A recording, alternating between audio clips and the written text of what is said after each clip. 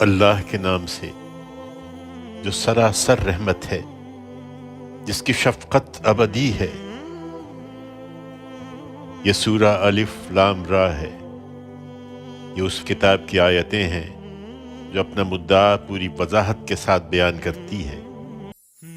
ہم نے اس کو عربی زبان میں قرآن بنا کر اتارا ہے تاکہ قریش مکہ تم اس کو اچھی طرح سمجھ سکو۔ اے پیغمبر، اس قرآن کی بدولت جو ہم نے تمہاری طرف وحی کیا ہے، ہم تمہیں ایک بہترین سرگزشت سناتے ہیں۔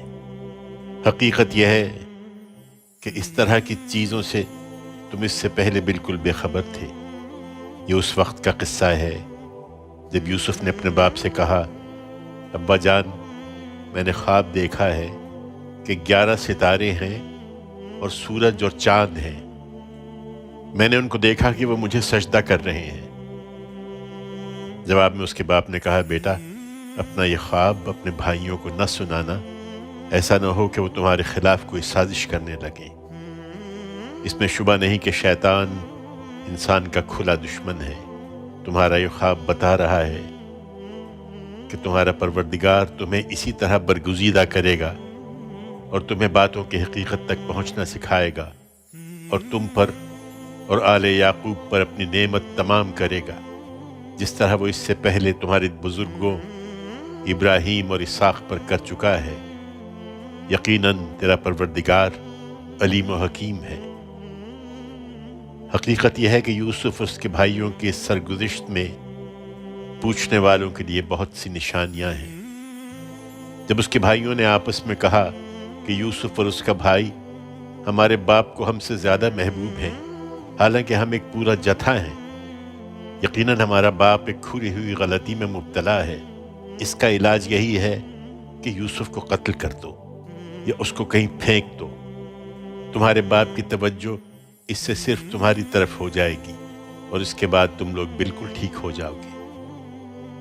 اس پر ان میں سے ایک کہنے والے نے کہا، یوسف کو قتل نہ کرو، اگر کچھ کرنا ہی ہے تو اس کو کسی اندھے کنویں کے تہہ میں پھینک دو، کوئی راہ چلتا قافلہ اسے نکال لے جائے گا۔ اس کے بعد وہ گئے اور انہوں نے اپنے باپ سے کہا، ابا جان، کیا بات ہے کہ یوسف کے معاملے میں آپ ہم پر بھروسہ نہیں کرتے؟ درحال ہے کہ ہم اس کے سچے خیر خواہ ہیں، اسے کل ہمارے ساتھ جانے دیجیے، ذرا کچھ چر چگ لے اور کھیلے کودے، ہم اس کی حفاظت کے ذمہ دار ہوں گے۔ باپ نے کہا، مجھے یہ چیز افسردہ کر دیتی ہے کہ تم اسے لے جاؤ، اور ڈرتا ہوں کہ تم اس سے غافل ہو اور اسے بھیڑیا کھا جائے۔ انہوں نے جواب دیا، اگر اسے بھیڑیا نے کھا لیا جبکہ ہم ایک جتھا ہیں، تب تو ہم بڑے ہی نامراد ہوئے۔ اس طرح اصرار کر کے جب وہ یوسف کو لے گئے اور بالآخر طے کر لیا کہ اس کو کنویں کی تہہ میں پھینک دیں، اور ادھر ہم نے اس کو وحی کر دی کہ تم ایک دن ان کی اس حرکت سے انہیں ضرور آگاہ کرو گے جب انہیں کچھ خیال بھی نہ ہوگا، اور اس کو کنویں میں گرا کر وہ روتے پیٹتے کچھ رات گئے اپنے باپ کے پاس پہنچ گئے۔ انہوں نے آ کر کہا، ابا جان، ہم دوڑ کا مقابلہ کرنے میں لگ گئے تھے اور یوسف کو ہم نے اپنے سامان کے پاس چھوڑ دیا تھا کہ اتنے میں بھیڑیا آیا اور اس کو کھا گیا۔ مگر آپ تو ہماری بات کا یقین نہ کریں گے، اگرچہ ہم بالکل سچے ہوں۔ وہ اس بات کو ثابت کرنے کے لیے یوسف کے قمیص پر جھوٹ موٹ کا خون بھی لگا کر لے آئے تھے۔ باپ نے کہا، نہیں، بلکہ یہ تو تمہارے دل نے تمہارے لیے ایک بات گھڑ لی ہے، سو اب صبر جمیل کی توفیق ملے، اور جو کچھ تم بیان کر رہے ہو اس پر خدا ہی سہارا ہے۔ ادھر ایک قافلہ آیا اور انہوں نے اپنا پانی بھرنے والا بھیجا اور اس نے اپنے ڈول کنویں میں ڈالا۔ پھر یوسف کو دیکھا تو پکار اٹھا، خوشخبری ہو، یہ تو ایک لڑکا ہے۔ چنانچہ انہوں نے اس کو نکالا اور اس کو پونجی سمجھ کر چھپا لیا، اور جو کچھ وہ کر رہے تھے اللہ اس سے خوب واقف تھا۔ پھر لے کر مصر پہنچ گئے اور اس کو تھوڑی سی قیمت چند درہموں کے عوض بیچ دیا، اور وہ اس کے معاملے میں کوئی رغبت نہیں رکھتے تھے۔ مصر کے لوگوں میں سے جس نے اسے خریدا، اس نے اپنی بیوی سے کہا، اس کو خاطر سے رکھنا، امید ہے کہ ہم کو نفع پہنچائے یا ہم اسے بیٹا ہی بنا لیں۔ اس طرح یوسف کو ہم نے اس ملک میں جگہ دی، اس لیے کہ اسے برگزیدہ کریں اور اس لیے کہ اسے باتوں کی حقیقت تک پہنچنا سکھائیں۔ حقیقت یہ ہے کہ اللہ اپنے ارادے کو نافذ کر کے رہتا ہے، مگر اکثر لوگ جانتے نہیں ہیں۔ چنانچہ اسی طرح ہوا، اور جب وہ پختگی کو پہنچ گیا تو ہم نے اس کو حکم اور علم عطا فرمایا۔ ان کو جو خوبی والے ہوں ہم اسی طرح بدلہ دیا کرتے ہیں۔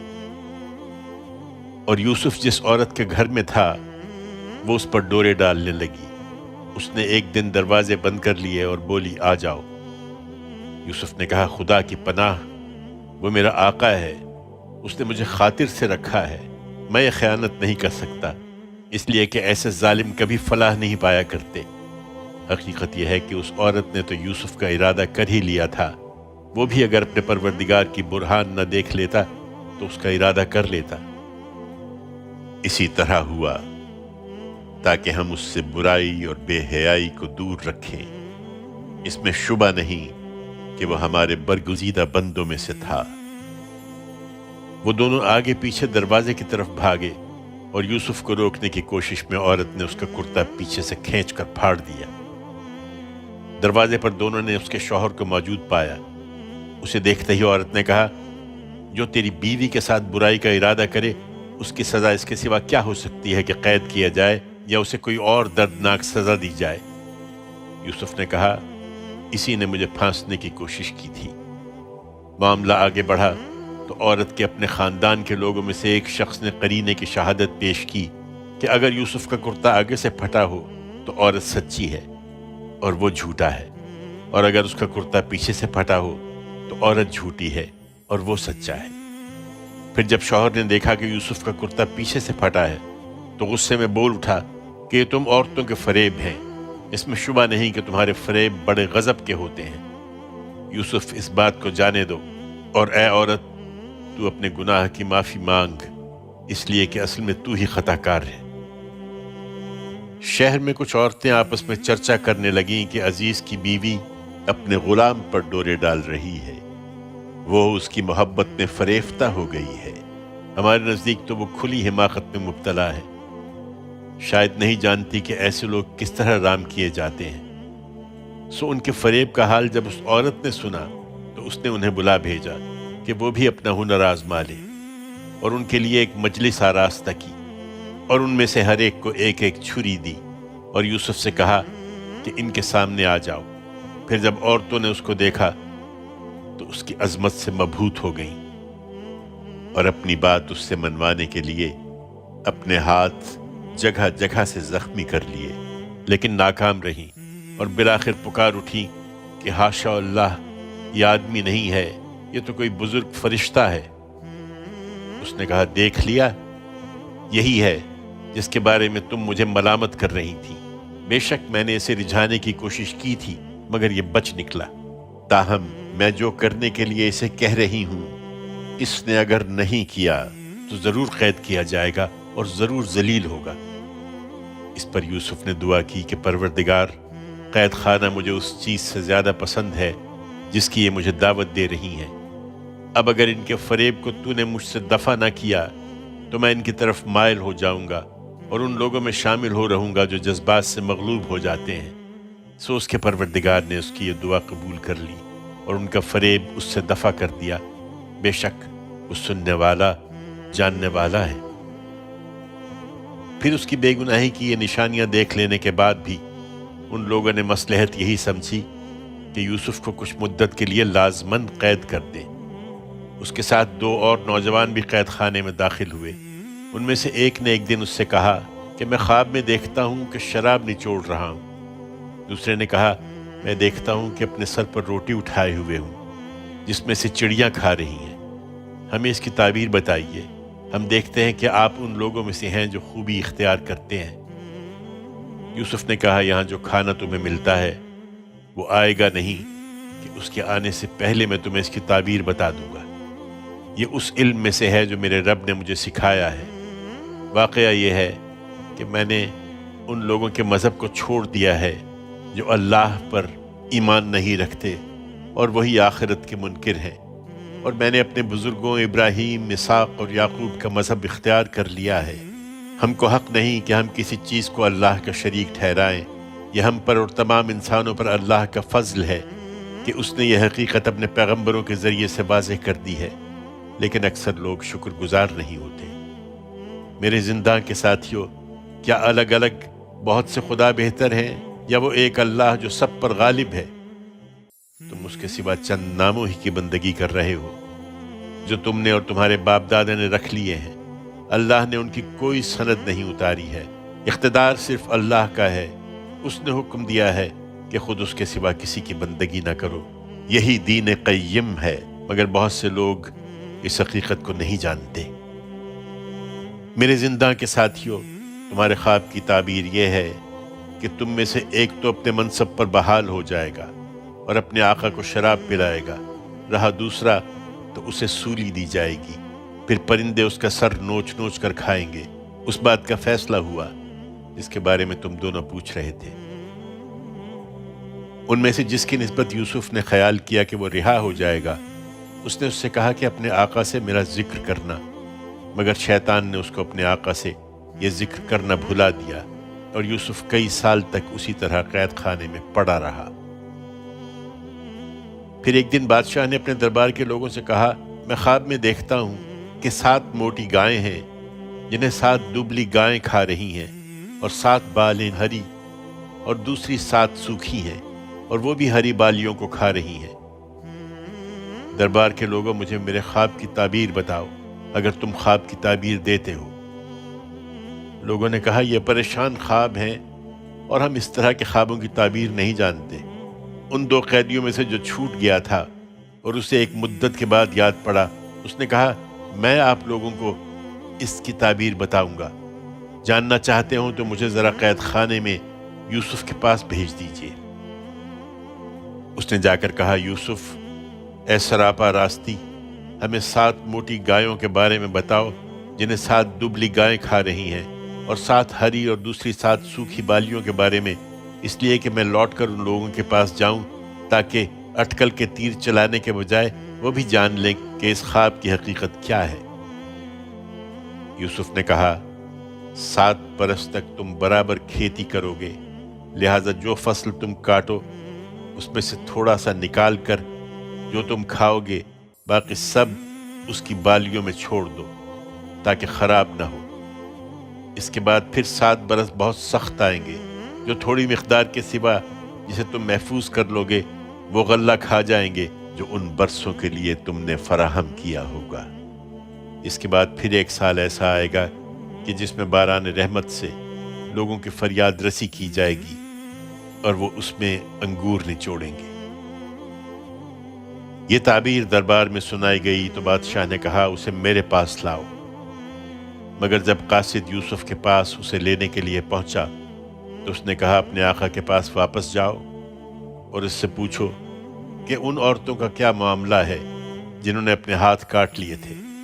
میرا پروردگار تو ان کے فریب سے خوب واقف ہے۔ بادشاہ نے انہیں بلا کر پوچھا، تمہارا کیا ماجرا ہے؟ جب تم نے یوسف کو پھسلانے کی کوشش کی تھی، سب نے گواہی دی کہ حاشا اللہ، ہم نے اس میں برائی کا کوئی شائبہ تک نہیں پایا۔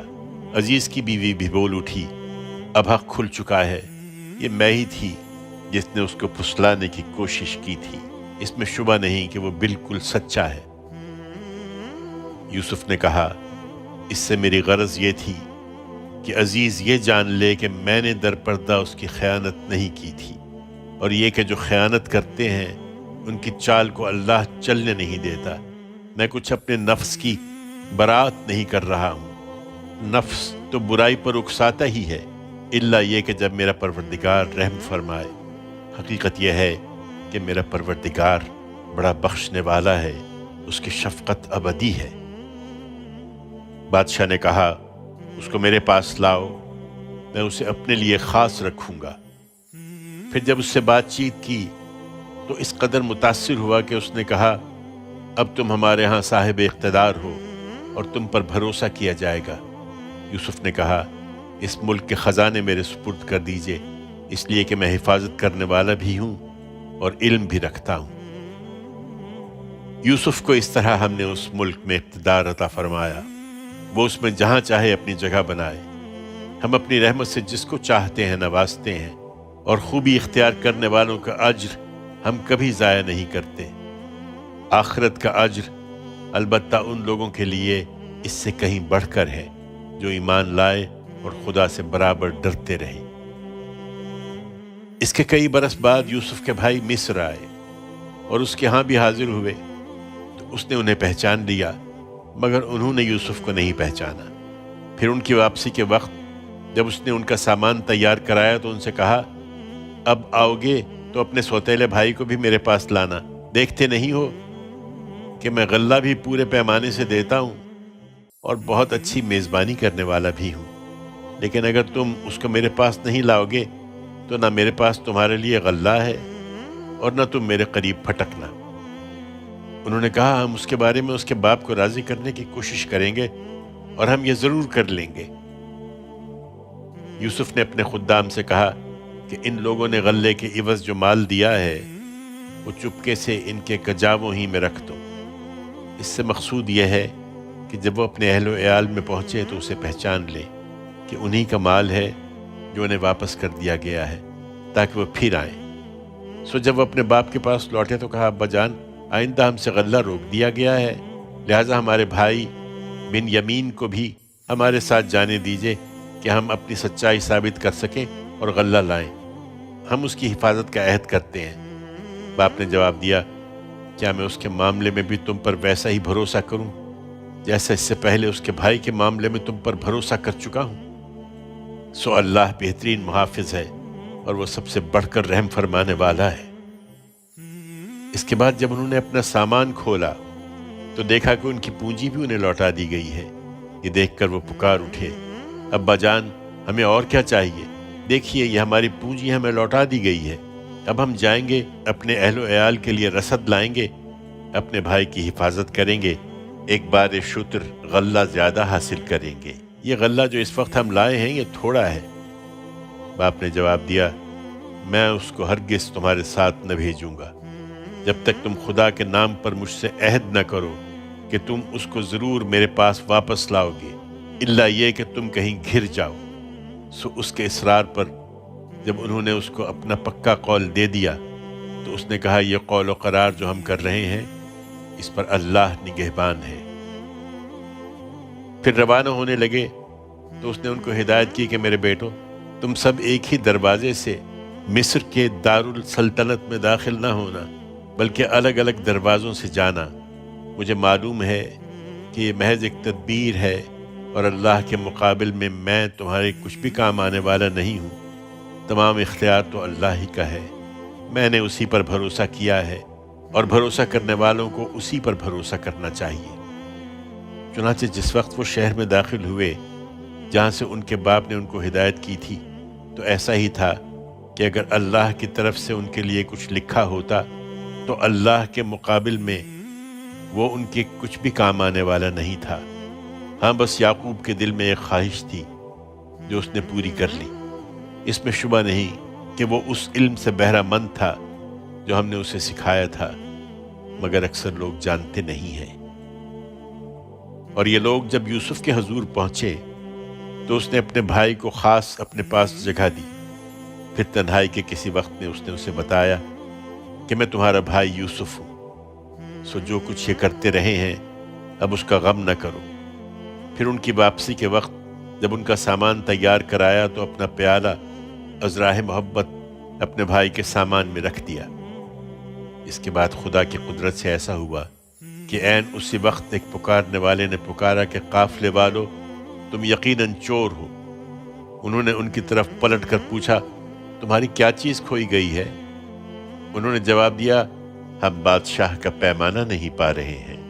ان کے جمعدار نے کہا، اور جو اس کو لائے گا اس کے لیے ایک بار شتر غلہ ہے، میں اس کا ذمہ لیتا ہوں۔ یوسف کے بھائیوں نے کہا، خدا کی قسم، تمہیں معلوم ہے کہ ہم اس لیے نہیں آئے کہ اس ملک میں فساد کریں، اور ہم چوری کرنے والے لوگ نہیں ہیں۔ انہوں نے کہا، اگر تم جھوٹے ثابت ہوئے تو چور کی کیا سزا ہے؟ انہوں نے کہا، اس کی سزا جس کے سامان سے کھوئی ہوئی چیز نکلے وہ آپ ہی اپنی سزا میں رکھ لیا جائے۔ اس طرح کے ظالموں کو ہم یہی سزا دیا کرتے ہیں۔ اس پر اس شخص نے یوسف کے بھائی کی خرجی سے پہلے ان کی خرجیوں کی تلاشی لینا شروع کی۔ پھر بادشاہ کا پیمانہ تو نہیں ملا، لیکن اس کے بھائی کی خرجی سے اس نے وہ پیالہ برآمد کر لیا جو یوسف نے رکھا تھا۔ ہم نے اس طرح یوسف کے لیے اس کے بھائی کے روکنے کی تدبیر کی، اس لیے کہ بادشاہ کے قانون کی روح سے وہ اپنے بھائی کو روکنے کا مجاز نہ تھا، الا یہ کہ خدا ہی چاہے۔ ہم جس کے درجے چاہتے ہیں بلند کر دیتے ہیں، اور حقیقت یہ ہے کہ ایک علم والا ہر صاحب علم سے بالا تر ہے۔ بھائیوں نے یہ دیکھا تو کہا، اگر یہ چوری کرے تو کچھ تعجب کی بات نہیں ہے، اس سے پہلے اس کا ایک بھائی بھی چوری کر چکا ہے۔ یہ سراسر تہمت تھی، مگر یوسف نے اس کو اپنے دل ہی میں رکھا، ان پر اسے ظاہر نہیں کیا، بس اپنے جی میں اتنی بات کہہ کر رہ گیا کہ تم لوگ بڑے ہی برے ہو، اور جو کچھ تم بیان کر رہے ہو اللہ اس کو خوب جانتا ہے۔ انہوں نے کہا، اے عزیز، اس کا ایک بہت بوڑھا باپ ہے، سو اس کی جگہ آپ ہم میں سے کسی کو رکھ لیجئے، ہم دیکھ رہے ہیں کہ آپ بڑے نیک نفس انسان ہیں۔ یوسف نے کہا، خدا کی پناہ کہ جس کے پاس ہم نے اپنی چیز پائی ہے ہم اس کے سوا کسی اور کو پکڑیں، اس صورت میں تو ہم بڑے ہی ظالم ٹھہریں گے۔ اس کا یہ جواب سن کر جب وہ اس سے مایوس ہو گئے تو آپس میں مشورے کی غرض سے الگ بیٹھ گئے۔ ان کے بڑے نے کہا، کیا تم جانتے نہیں ہو کہ تمہارے باپ نے خدا کے نام پر تم سے پکا قول و قرار لیا ہے، اور اس سے پہلے یوسف کے معاملے میں جو تقصیر تم سے ہو چکی ہے اسے بھی جانتے ہو، لہٰذا میں تو اس سرزمین سے ٹلنے کا نہیں جب تک میرا باپ مجھے اجازت نہ دے یا اللہ میرے لیے کوئی فیصلہ فرما دے، اور وہ سب سے بہتر فیصلہ کرنے والا ہے۔ تم اپنے باپ کے پاس جاؤ اور ان سے کہو کہ ابا جان، آپ کے بیٹے نے چوری کی ہے، اور ہم نے وہی بات کہی ہے جو ہمارے علم میں آئی ہے، ہم غیب کے نگہبان نہیں ہیں۔ آپ اس بستی کے لوگوں سے پوچھ لیجئے جہاں ہم رہے ہیں، اور اس قافلے سے پوچھ لیجئے جس کے ساتھ ہم آئے ہیں، ہم بالکل سچے ہیں۔ ان کے باپ نے یہ داستان سنی تو کہا، نہیں، بلکہ تمہارے دل نے تمہارے لیے ایک بات بنا لی ہے، اس لیے صبر جمیل ہی بہتر ہے۔ امید ہے کہ اللہ ان سب کو میرے پاس لے آئے گا، یقیناً وہی علیم و حکیم ہے۔ اس نے یہ کہہ کر ان سے منہ پھیر لیا اور کہا، ہائے یوسف، اور غم سے اس کی آنکھیں سفید پڑ گئی تھیں اور وہ گھٹا جا رہا تھا۔ بیٹوں نے کہا، خدا کی قسم، آپ یوسف ہی کو یاد کیے جائیں گے یہاں تک کہ اپنے آپ کو گھلا دیں گے یا ہلاک ہو جائیں گے۔ اس نے کہا، میں اپنی پریشانی اور اپنے غم کا شکوہ اللہ ہی سے کرتا ہوں، اور اللہ کی طرف سے وہ باتیں جانتا ہوں جو تم نہیں جانتے۔ میرے بیٹو، جاؤ، یوسف اور اس کے بھائی کی ٹوہ لگاؤ، اور اللہ کی رحمت سے مایوس نہ ہو۔ اللہ کی رحمت سے تو صرف منکر لوگ ہی مایوس ہوتے ہیں۔ پھر جب وہ اگلی مرتبہ یوسف کی پیشی میں داخل ہوئے تو انہوں نے گڑ گڑا کر عرض کیا، اے عزیز، ہم اور ہمارے اہل و عیال بڑی مصیبت میں مبتلا ہیں، اور ہم کچھ حقیر سی پونجی لے کر حاضر ہو گئے ہیں، سو عنایت فرمائیے اور ہمیں پورا غلہ دیجیے اور ہم پر خیرات بھی کیجیے۔ اس میں شبہ نہیں کہ اللہ خیرات کرنے والوں کو اچھا بدلہ دیتا ہے۔ ان کی یہ التجا سن کر یوسف سے رہا نہ گیا۔ اس نے کہا، تمہیں کچھ پتہ ہے کہ جب تم جہالت میں مبتلا تھے تو یوسف اور اس کے بھائی کے ساتھ تم کیا کر گزرے؟ وہ چونک کر بولے، کیا واقعی میں تم ہی یوسف ہو؟ اس نے کہا، ہاں، میں یوسف ہوں، اور یہ میرا بھائی ہے۔ اللہ نے ہم پر عنایت فرمائی ہے۔ حقیقت یہ ہے کہ جو خدا سے ڈرتے اور ثابت قدم رہتے ہیں ان کا اجر انہیں لازماً ملتا ہے، اس لیے کہ اللہ ان لوگوں کا اجر ضائع نہیں کرتا جو خوبی سے عمل کرنے والے ہیں۔ انہوں نے کہا، بخدا کو شک نہیں کہ اللہ نے تم کو ہمارے اوپر برتری عطا فرمائی ہے، اور کچھ شک نہیں کہ ہم ہی قصوروار تھے۔ یوسف نے کہا، اب تم پر کوئی الزام نہیں، اللہ تمہیں معاف کرے، اور وہ سب رحم کرنے والوں سے بڑھ کر رحم فرمانے والا ہے۔ جاؤ، میرا یہ کرتا لے جاؤ اور اس کو میرے باپ کے چہرے پر ڈال دو، اس کی بینائی لوٹ آئے گی، اور اپنے سب اہل و عیال کو لے کر میرے پاس آ جاؤ۔ جب یہ قافلہ مصر سے روانہ ہوا تو ان کے باپ نے کنعان میں اپنے گھر کے لوگوں سے کہا، اگر تم یہ نہ کہو کہ بڑھاپے میں سٹھیا گیا ہوں تو میں یوسف کی خوشبو محسوس کر رہا ہوں۔ لوگوں نے کہا، خدا کی قسم، آپ ابھی تک اپنے اسی پرانے خبط میں مبتلا ہیں۔ پھر جب یہ ہوا کہ خوشخبری دینے والا پہنچ گیا، اس نے کرتا یعقوب کے چہرے پر ڈال دیا تو یکایک اس کی بینائی لوٹ آئی۔ تب اس نے کہا، میں نے تمہیں بتایا نہ تھا کہ میں اللہ کی طرف سے وہ کچھ جانتا ہوں جو تم نہیں جانتے؟ یوسف کے بھائی بول اٹھے، ابا جان، آپ ہمارے گناہوں کی معافی کے لیے دعا کریں، واقعی ہم خطا کار تھے۔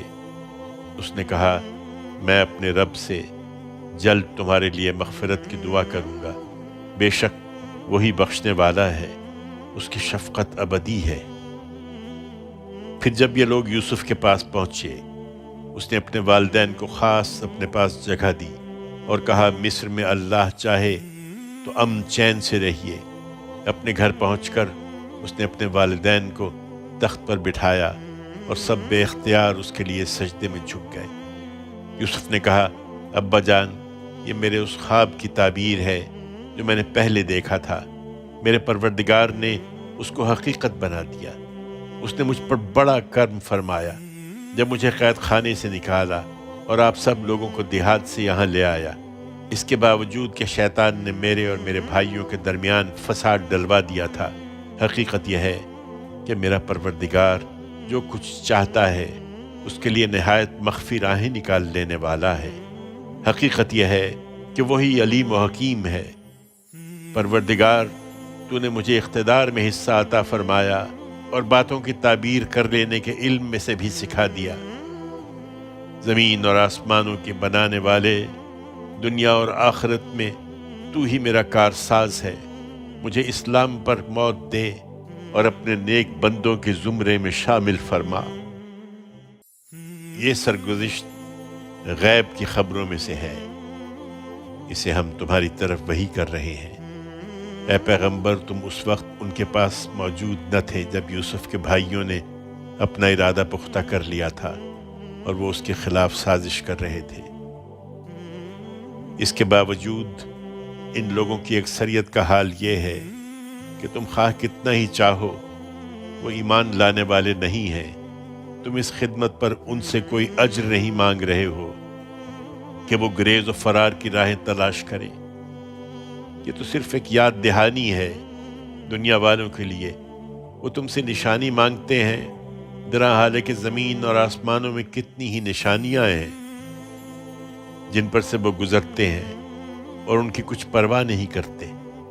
ان میں سے اکثر خدا کو اسی طرح مانتے ہیں کہ ساتھ ہی اس کے شریک ٹھہرائے ہوئے ہیں۔ پھر کیا وہ اپنے ان شریکوں پر بھروسہ کر کے مطمئن ہو گئے ہیں کہ ان پر خدا کے عذاب کی کوئی آفت آ پڑے یا ان پر اچانک قیامت آ جائے اور وہ اس سے بالکل بے خبر ہوں؟ ان سے صاف صاف کہہ دو، یہ میری راہ ہے، میں اللہ کی طرف بلاتا ہوں پوری بصیرت کے ساتھ، میں بھی اور وہ بھی جو میری پیروی اختیار کیے ہوئے ہیں۔ اور سن لو کہ اللہ شرک کی تمام آلائشوں سے پاک ہے اور میں مشرکوں میں سے نہیں ہوں۔ انہیں تعجب ہے کہ ایک آدمی رسول بن کر آ گیا ہے۔ تم سے پہلے بھی اے پیغمبر ہم نے جتنے رسول بھیجے سب انہی بستیوں کے رہنے والے آدمی ہی تھے، ہم ان کی طرف وحی کرتے تھے۔ پھر کیا یہ لوگ زمین میں چلے پھرے نہیں ہیں کہ اپنی آنکھوں سے دیکھ لیتے کہ ان لوگوں کا انجام کیا ہوا جو ان سے پہلے تھے؟ حقیقت یہ ہے کہ آخرت کا گھر ان لوگوں کے لیے کہیں بہتر ہے جنہوں نے تقوی اختیار کر لیا ہے۔ پھر کیا سمجھتے نہیں ہو؟ یہ عذاب کے لیے جس طرح جلدی مچا رہے ہیں، ان کے اگلے بھی اسی طرح مچاتے رہے، یہاں تک کہ جب ان کے رسول ان سے مایوس ہو گئے اور وہ لوگ بھی خیال کرنے لگے کہ ان سے جھوٹ کہا گیا تھا کہ ان پر کوئی عذاب آنے والا ہے، تو ہماری مدد پیغمبروں کو پہنچ گئی۔ پھر ان کو بچا لیا گیا جنہیں ہم چاہتے تھے کہ بچا لیں، اور مجرم لوگوں سے ہمارا عذاب ٹالا نہیں جا سکتا۔ ان کی سرگزشتوں میں عقل والوں کے لیے بلا شبہ بہت کچھ سامان عبرت ہے۔ یہ قرآن کوئی گھڑی ہوئی بات نہیں ہے، بلکہ جو اس سے پہلے موجود ہے اس کی تصدیق ہے، اور ہر چیز کی تفصیل جو ہدایت کے لیے ضروری ہے، اور ان لوگوں کے لیے ہدایت اور رحمت جو ماننے والے ہیں۔